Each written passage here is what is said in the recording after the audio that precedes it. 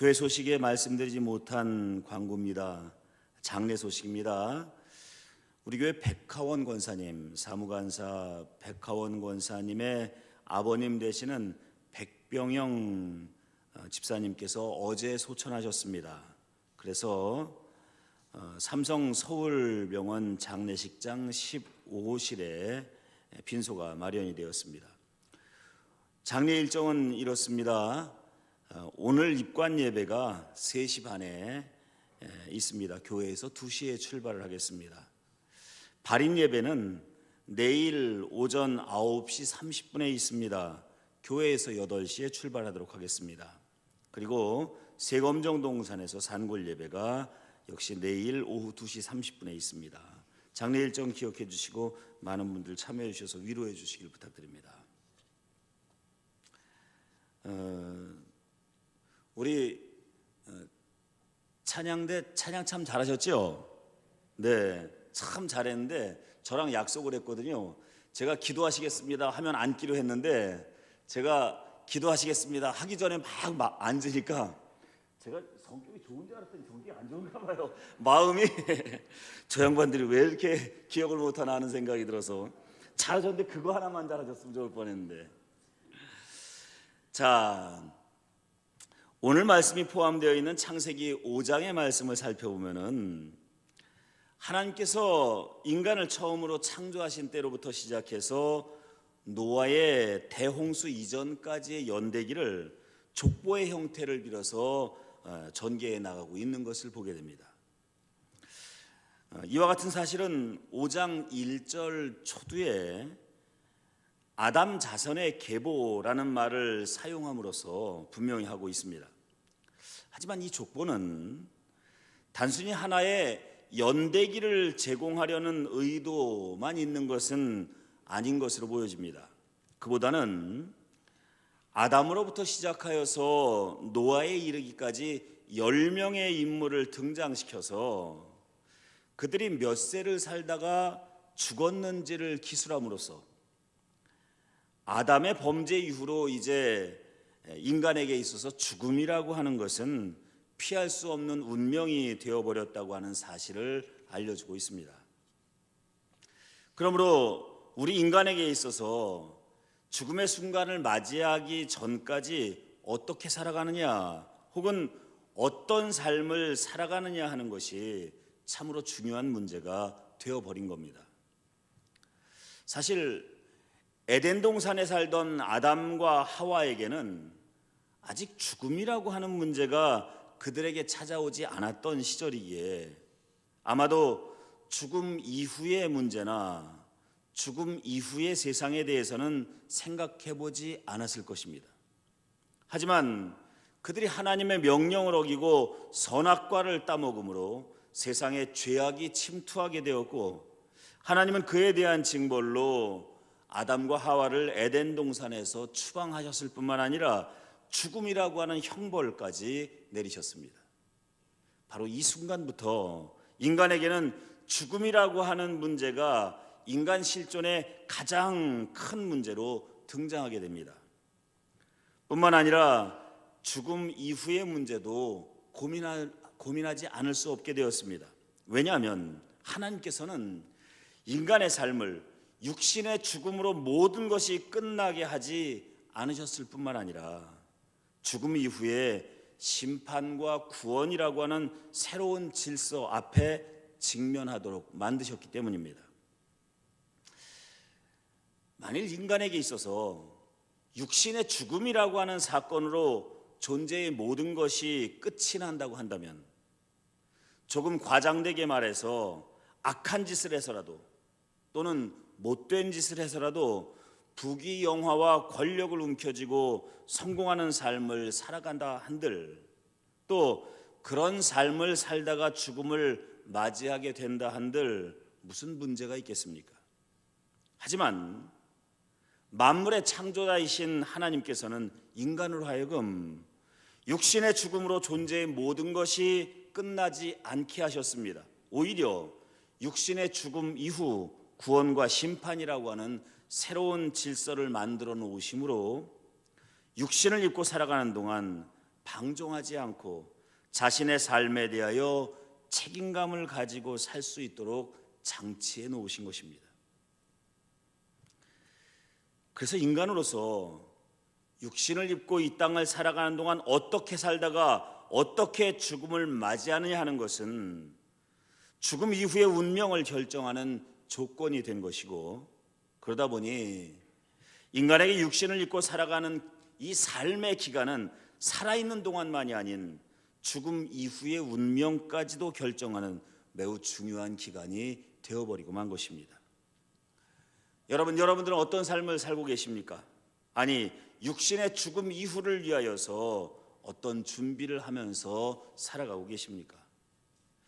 바라기는 이 땅에 남은 수완을 살아가시는 동안에 하나님 앞에 하나님을 섬기는 자로서의 삶에 책임을 다하며 살다가 주님 앞에 서시는 그날에 주님께 잘했다 칭찬받으며 기쁨으로 구원의 잔치자리에 들어갈 수 있는 저와 여러분 모두가 되시기를 간절히 축원합니다. 오늘 우리가 읽은 본문 말씀에는 하나님 앞에 삶의 책임을 다하며 살았던 한 인물이 등장하는데 다름 아닌 야렛의 아들 에녹이라고 하는 인물입니다. 에녹에 대하여 설명하는 말씀인 22절부터 24절까지의 말씀을 보면은 에녹은 하나님과 동행하는 사람이었으며 마지막엔 하나님께서 그를 데려가심으로 세상에 있지 아니하였다라고 묘사해주고 있는 말씀들을 만나게 됩니다. 그렇게 하나님과 동행하는 삶을 살았던 에녹의 자손들이 어떤가 살펴보니 인류 역사상 가장 장수하였던 무두셀라라는 이도 나오고, 인류가 죄악으로 말미암아 멸망당할 때 끝까지 살아남아 새로운 인류의 조상이 되는 노아라는 이도 등장합니다. 그런데 여러분, 오늘 우리가 읽은 본문 말씀보다 그 앞부분인 창세기 4장 16절 이하의 말씀을 보면은 가인이라고 하는 인물의 족보가 등장하는 것을 보게 됩니다. 가인은 자신의 동생 아벨을 죽임으로 자신이 살던 땅에서 추방당하여 에덴의 동쪽 노치라고 하는 땅으로 쫓겨나 살게 됩니다. 아시겠지만 1952년 발간된 존 스타인백의 에덴의 동쪽이라고 하는 소설이 바로 가인이 추방당한 곳이 에덴의 동쪽이라는 성경 구절에 영감을 얻어서 쓰여진 소설입니다. 또 그로부터 얼마 이후 이 소설을 모티브로 하여 그 유명한 제임스 딘이 주연한 에덴의 동쪽이라고 하는 영화도 만들어지지 않았습니까? 동생 아벨을 죽인 후 가인은 에덴의 동쪽 노시라고 하는 땅으로 추방당하여 살게 되었는데, 가인은 그곳에서 정착해 살다가 아들을 하나 낳게 됩니다. 이때 가인은 그가 낳은 아들을 위하여서 큰 성을 쌓고 그 성을 아들에게 선물로 줍니다. 창세기 4장에 등장하는 이 가인이라고 하는 인물은 오늘 우리가 읽은 말씀 가운데 등장하는 에녹과 비교할 때 여러 가지 대조되는 모습을 보여주고 있습니다. 그는 자신이 원하는 것을 얻기 위해서라면 동생을 죽이면서까지 취하고자 하였던 인물이고, 또한 하나님께서 그에게 그가 죽인 동생 아벨을 찾으실 때 내가 동생을 지키는 자입니까? 라고 말하면서 자신의 이익을 위해서라면, 불이익을 당하지 않기 위해서라면 뻔뻔한 거짓말도 서슴지 않았던 인물입니다. 반면에 남이 아닌 자기와 자기의 자식을 위해서라면 큰 성이라도 쌓아 선물해 줄 만큼, 자기 자신과 가족을 위해서만큼은 철저하게 이기적이었던 인물입니다. 이것이 바로 성경에 묘사되고 있는 가인의 모습입니다.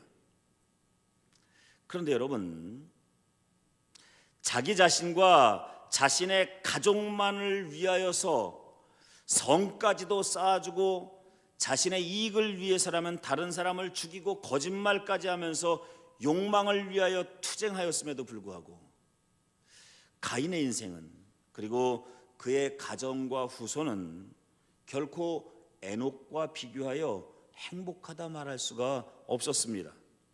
성경에 나타난 두 사람의 족보를 비교해 보면은 가인의 자손들 중에는 가인을 닮아 무기를 만드는 자들, 살인과 폭력을 휘두르는 자들, 그리고 세상의 질서를 어지럽히는 자들이 계속해서 등장했던 반면 에녹의 자손들 중에는 하나님의 은총을 받아 복된 삶을 살아가는 이들, 장수하는 이들, 인류의 새로운 조상이 되는 이들이 계속해서 등장하니 인간적인 생각으로 판단한다면 참으로 이해하기 힘든 역설적 결과가 아닐 수가 없습니다.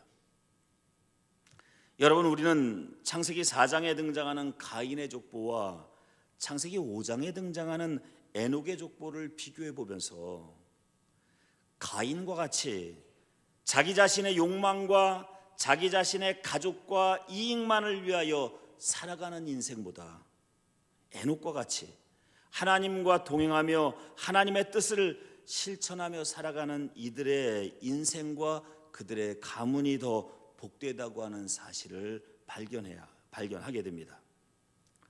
사랑하는 여러분, 바라기는 육신의 소욕을 따라 살아가는 가인의 길이 아닌 하나님과 동행하는 삶을 살았던 에녹의 길을 따라 살아가시는 저와 여러분들이 되시기를 간절히 축원합니다. 자, 그렇다면 에녹이 보여준 하나님과 동행하는 삶이란 도대체 어떤 것이겠습니까? 에녹은 하나님과 동행하며 살아가다가 하나님께서 그를 데려가셨다라고 표현하셨는데, 이 동행이라고 하는 말을 성경이 아닌 사전적 의미로 찾아봤더니 같은 길을 함께 걸어가는 것, 이것을 동행이라고 사전에서는 설명하고 있습니다. 그런데 여러분, 성경에서 말하는 동행이란 그저 함께 같은 길을 걸어가고 있다고 하여 그것을 동행이라고 말하지 않습니다. 아모스 3장 3절에 보니 두 사람이 뜻이 같지 아니한데 어찌 동행하겠느냐라는 말씀이 등장하는 것을 보게 됩니다. 아하, 같이 걸어가고 있어도, 같은 길을 걸어가고 있어도 같은 마음을 품고 있지 않으면 그것은 진정한 동행이라 할 수 없다는 말씀입니다. 참으로 많은 것을 생각하게 만드는 말씀이 아닐 수가 없습니다. 이 말씀을 기록한 아모스 선지자가 활동하던 시대는 이스라엘의 13번째 왕인 여로보암 2세가 나라를 다스리던 때입니다. 그 시대 오리엔트 지역의 가장 강력한 나라는 아수르라고 하는 나라였습니다. 그런데 이 아수르라고 하는 나라는 그보다 북쪽에 있는 아라랏이라고 하는 나라와 오랜 전쟁을 벌이고 있었습니다. 본래 아수르라고 하는 나라는 주변의 약한 나라들을 괴롭히고 약탈하고 수탈하는 민족으로 유명합니다. 하지만 당장 자기들이 지금 전쟁에 휘말려 있다 보니 그 기간 동안만큼은 주변 국가들을 괴롭히지도 약탈하지도 못하고 있었습니다.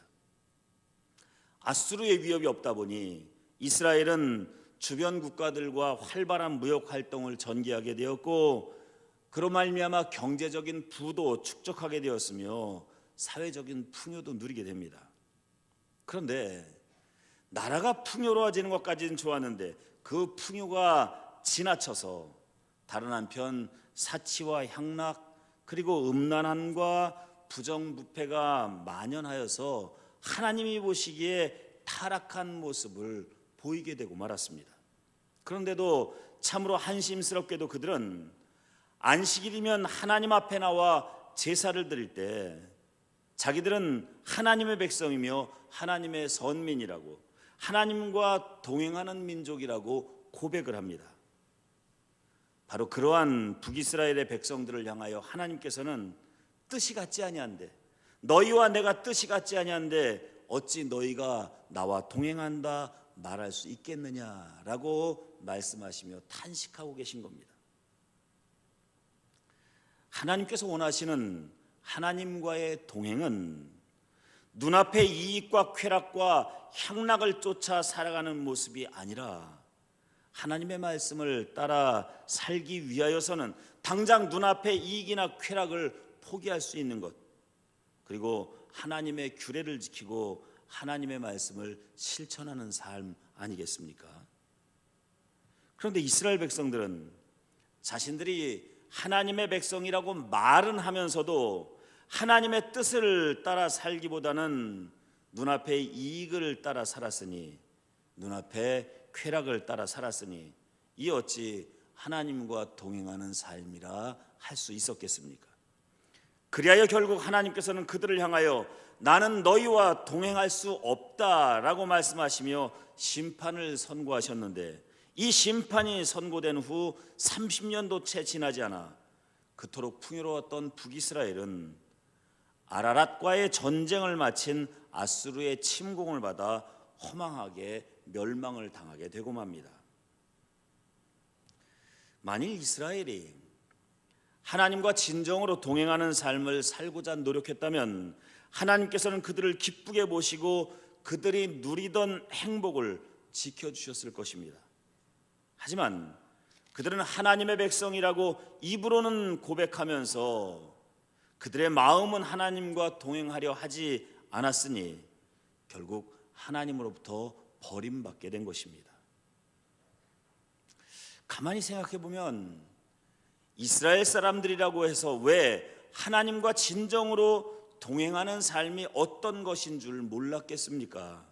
하지만 당시 이스라엘 백성들의 눈앞에 쾌락과 향락과 부요함이 너무나 달콤하다 보니 이것을 뿌리치지 못하고 시간이 지나면서 점차로 이것도 하나님께서 우리에게 주신 복락이니 마음껏 누리자라는 자기 합리화가 진행된 것입니다. 여러분, 이 목회자들이 목회를 하다 보면은 가끔 헌금 설교를 하게 될 때가 있지 않습니까? 왜 안 그렇겠습니까? 그런데 가끔 어떤 분들은 목회자들이 헌금 설교를 할 때마다 정색을 하면서 하나님은 우리 마음과 뜻과 정성을 받으시는 분이지 돈을 좋아하는 분이시겠느냐라면서 반문하는 분들이 아주 가끔 있습니다.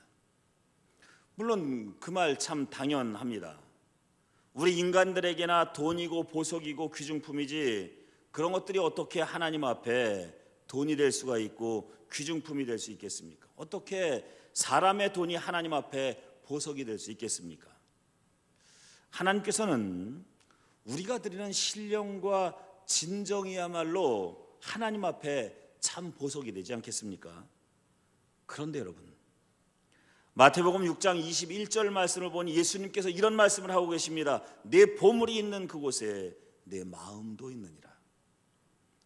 하나님께서는 사람이 보물로 여기는 것을 받으시는 분이 아니라 우리의 마음과 뜻을 받으시는 분임이 분명하지만 또 하나 분명한 것은 우리가 소중히 여기는 것을 하나님 앞에 바치지 못한다면 어찌 우리의 마음을, 우리의 뜻과 우리의 진정을 하나님께 바칠 수 있겠습니까?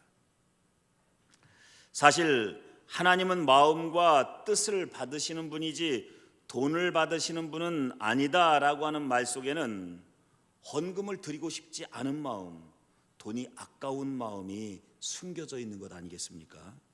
그야말로 헌금뿐만 아니라 마음도 바치지 못하는 이들의 자기 합리화의 말일 뿐입니다.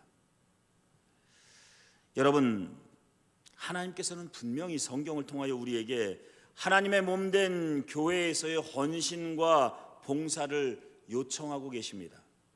그러면서 또한 그렇게 진심으로 헌신하는 이들에게 축복을 약속해 주고 계십니다. 그래서 출애굽기 32장 29절 말씀에 보면은 여호와께 헌신하는 자는 여호와께서 그에게 복을 내려주실 것이다 라고 약속해 주고 계십니다. 여러분, 그렇습니다. 정성된 예물을 드리지 못하는 자, 헌신하지 못하는 자가 어찌 하나님께서 받으실 만한 마음과 뜻을 드릴 수 있겠으며, 또한 진정한 마음과 뜻을 올려드리지 못하는 자가 어찌 하나님과 동행하여 하나님께서 주시는 복을 받아 누릴 수 있겠습니까? 그런 이들에게 하나님께서는 분명히 이렇게 말씀하고 계십니다. 뜻이 같지 아니한데 어찌 동행이라 할 수 있겠느냐.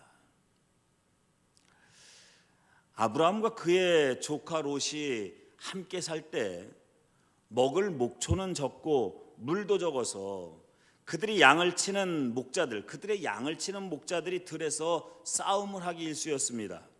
이 아브라함은 그의 조카 롯과 이제 헤어져야 할 시간이 되었음을 깨닫고 그에게 말을 합니다. 자, 이제 너와 내가 헤어지자. 내가 좌하면 나는 우하겠고 내가 우하면 나는 좌하리라. 그 말을 듣고 롯이 먼저 자신이 살 땅을 선택합니다. 그는 사해 남동쪽에 기름진 소알 땅을 선택하여서 그리로 그가 살 곳을 선택하여 떠납니다. 아시겠지만 그가 선택한 그 소알 땅에는 소돔과 고모라라고 하는 성읍이 있는 곳으로 세상적인 풍요와 쾌락과 향락을 누리기에 그만한 곳이 없었습니다. 반대로 아브라함은 하나님께서 그에게 가라 명하신 곳 서북쪽의 가나안 광야로 옮겨가서 살아갑니다. 그것은 황량한 벌판과 그야말로 먼지 바람이 부는 곳이었습니다. 하지만 그럼에도 불구하고 아브라함은 하나님께서 가라한 그곳으로 옮겨가서 정착을 하여 살기 시작합니다.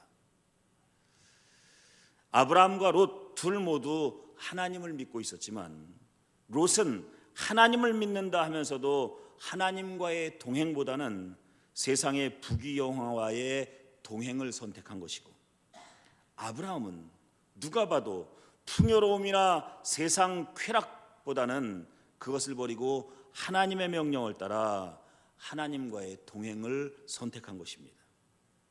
그런데 여러분, 시간이 지나면서 이들의 선택은 본래 기대했던 것과 전혀 다른 양상으로 전개가 됩니다. 눈앞의 이익을 쫓아 롯이 선택한 소돔과 고모라는 얼마 지나지 않아 그들의 죄악으로 말미암아 하나님의 진노 가운데 처하게 되었고, 결국 하늘에서 떨어지는 유황불을 맞아 멸망당하여 사해 바닷속에 영원히 잠겨버리게 되고 맙니다. 반대로 눈앞의 이익은 버리고 하나님과의 동행을 선택했던 아브라함, 그가 선택한 가나안 서북쪽의 광야는 이후 얼마 지나지 않아 북아프리카와 메소포타미아 지역을 연결하는 국제무역의 중심지가 되어서 아브라함에게 큰 풍요와 영화를 안겨주는 젖과 꿀이 흐르는 땅으로 변화됩니다. 여러분들은 지금 어떤 삶을 살고 계십니까? 에녹이나 아브라함과 같이 눈앞의 이익보다는 하나님과 동행하는 삶을 살기 위하여 노력하고 계십니까? 아니면 가인이나 롯과 같이 하나님을 안다 하면서도 눈앞에 보이는 세상의 이익을 쫓아 살아가고 계십니까? 사랑하는 세검정교회 성도 여러분, 바라기는 눈앞에 보이는 세상 풍요보다 주님과 동행하는 삶을 선택하시는 여러분들이 되시기를 바랍니다. 주님께서 기뻐하시는 일보다 세상의 즐거움을 따라가면서 그것을 합리화하는 변명을 찾지 마시고, 세상 즐거움보다 하나님께서 기뻐하시는 일을 선택하며 내가 왜 하나님께서 기뻐하시는 일을 선택할 수밖에 없는지에 대한 확고한 믿음을 찾아가시는 여러분들이 되시기를 바랍니다. 이제 시작되는 2019년 한 해를 살아가실 때 그렇게 주님과 동행하는 삶을 살아가심으로 그 모습을 기쁘게 보신 하나님께서 하늘에 신령한 것과 땅에 기름진 것으로 충만케 해주시는 그러한 복락을 받아 누리심으로 행복하고 기쁨이 넘치는 인생을 살아가시는 저와 여러분 모두가 되시기를 주님의 이름으로 간절히 축원합니다. 기도하시겠습니다.